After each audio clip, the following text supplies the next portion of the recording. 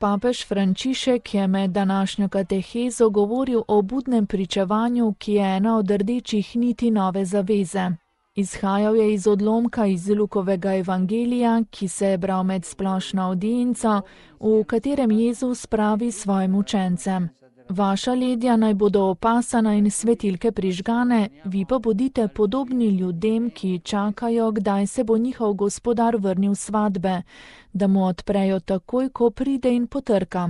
Blagor tistim služabnikom, ki jih bo gospodar ob svojem prihodu našel budne.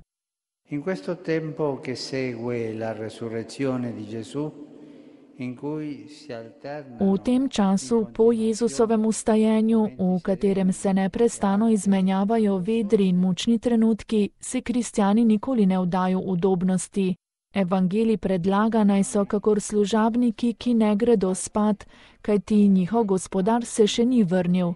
Ta svet zahteva našo odgovornost in mi jo prevzamemo v celoti in z ljubeznijo, je dejal papež. Jezus želi, da je naše življenje delavno, da nikoli ne nehamo biti budni, da bi tako s hvaležnostjo in začudenjem sprejeli vsak nov dan, ki nam ga poklanja Bog. Vsako jutro je prazna stran, na katero kristjan začne pisati z dobrimi deli. Mi smo že bili rešeni z Jezusovim odrešenjem, a sedaj pričakujemo popoln izraz njegovega gospodstva, ko bo Bog končno vse v vseh.